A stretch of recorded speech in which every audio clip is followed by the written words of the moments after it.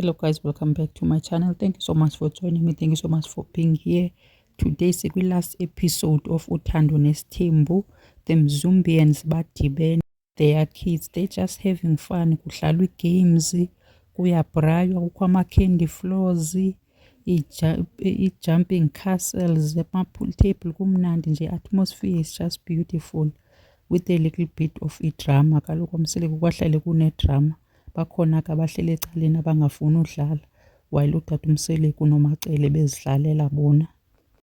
They later join xa kuyodlalwa ipuli, bajoyina nabanye kwadlalwa ipuli, and then uMacele sat on the side ngoba yena akathandi ukudlala nesitimela saseMzumbe. So sivele wasihlalela apha ecaleni uMacele, bona babe bedlala ipuli notata uMseleko. Intle ke le ndlu kuba kuyo.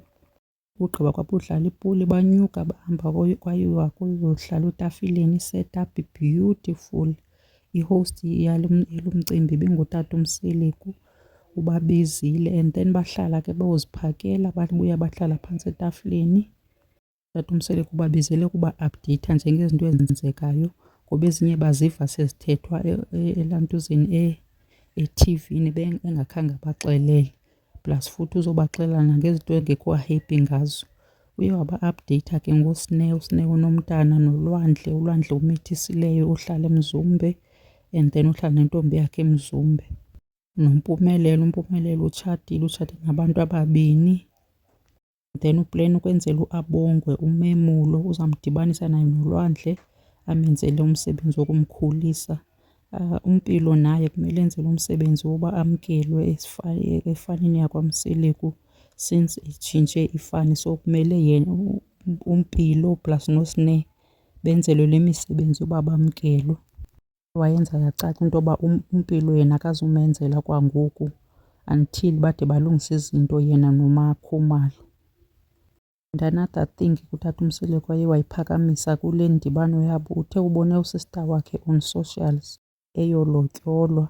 So yena utata uMseleko azange akho axelelwe into, akho nto ayaziyo as ubrother wakhe uNompumelelo, and akekho happy ke ngale nto yenzekileyo. Akayazi nalo lobola uba iyobhatalwa phi kubani. uNompumelelo ngusista wakhe, ngabo bobabini nje abashiyekileyo. Andiyazi ke le nto baxabana ngayo ingalungisekiyo. Nabafazi bakatata uMseleko nabo asikhe sibabone ngathi bayazama nozama uyilungisa le nto.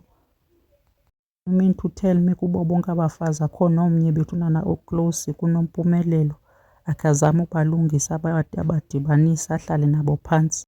Isedi le uba ndingathi nishiyeke nibabini qha emhlabeni ninodwa, nibe ziintsalo, omnye aphile ubomi bakhe nomnye aphile ubomi bakhe. Uzamile ukubuza kumakhosikazi kutata uMseleko uba bona bacebisa uba angathini, angenza njani nakule meko. Bonke bathi abazi. uMangwabe, kodwa uMangwabe nguye shem oye weza necebo uba hayi kona kuyafuneka nihlale phantsi nilungise le nto because at the end of the day ningabantwana bomntu, ayibukeki into yoba nina nibe zintsalo. uMakhumalo ke benexesha laloo nto, ebezibukelele into ebidlala efowunini yakhe, andiyazi noba yibhola noba yinto, kho le nto ebeyibukele idlala efowunini yakhe. Ebe-absent nje uMakhumalo ezityela ezihlafunela amathambo. Maybe uzixelele wathi istrategy endizawuza ngazo ndizawufika ndihlale phantsi nditye ndibukele ifowuni yam ndingapatisipeyiti, ndibe absent nje noba uthini noba kuthiwani andiyingeni. Ebezityela nje uMakhumalo apha tshilo esapha kusangenwa nje kuphakwa, wathi yena ulambile so waziphakela intombi endala wazityela, wakabi namsebenzi nenye into eyenzeka ecan'kwakhe. Kuthe kusenjalo ke kusahlelwe konwatyiwe kutyiwa kuncokolwa, utata uMseleko esabeka iinto zakhe weza nesigaxa esikhulu wathi le ndlu bakuyo yekaMacele, ubabizele endlini kaMacele. uMacele usandomthengela le ndlu kuba yena ebengekamthengeli uMacele nje abanye bebathengela izindlu. So le ndlu kukuyo yekaMacele. Ivele yajika same time i-atmosphere kwamuncu etafileni. So uMashobane ibingathi angafa, indlela le ebesitya ngayo ephake ngayo epupuruza amathambo. Kanti umnikazi wale ndlu akathethisani naye, akakhange ambulise nombulisa ufika kwakhe. Yho, I'm sure uMacele bemane emnika i-side eye uba ubhizi uyagimbiliza kwam kodwa undithethisa undibulisa.